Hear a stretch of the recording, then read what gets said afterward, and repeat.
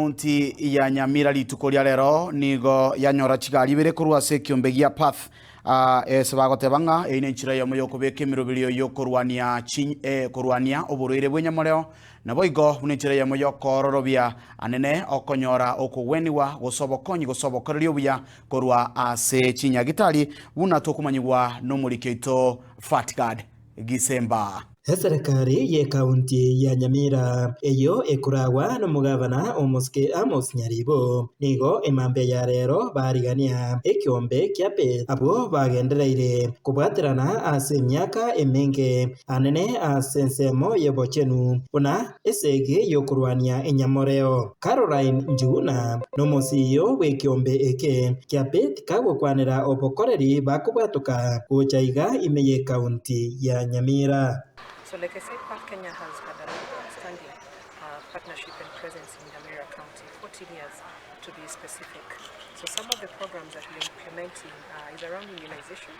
And if you recall, recently there was a national-wide measles rubella campaign and typhoid conjugate vaccine introduction that we've supported across the county. In the HIV space, we are in about 90 facilities that we are supporting in HIV care and treatment, serving various populations, but also in the primary healthcare space.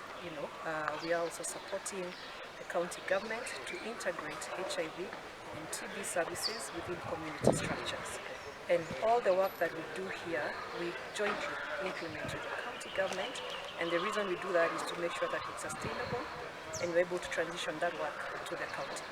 Ritiko eriria rero nigo ekiombe kiga kiapet kiabwatuka chigari ibere ekyo kirache gutumika aso gwikirania obokoreri bwechingenjo ao ekero omurwaire arigetie akonywe. Kennedy Angwenyi no muwasiri oyo oirari bagariaye omugabana Nyaribo ase geikaro ekyo. Angwenyi, assistant member of public service management. I'm standing here on behalf of His Excellency, the Governor, Nyamira County. Today, the Party Kenya, represented by the CEO, they have handed to us 2 vehicles which are going to be used by the Department of Health. These vehicles they're going to reach our people who need health care, and we are very happy. Ase ensemo yaye umuwasiri bobochenu Dr. Donald Mogoi nigo akwanira ebitambukiro bya serikali ya Nyamira ya akire asokwene kyabuna ebikorwa byebinyinyi binyamoreo byogutambukira kurwa ase ngina omwana ochase omwana ngokeana bire. Out of the 22,000 that are living with the HIV virus, they are also helping to support a lot of our orphans and vulnerable children who came out of losing their parents through the disease.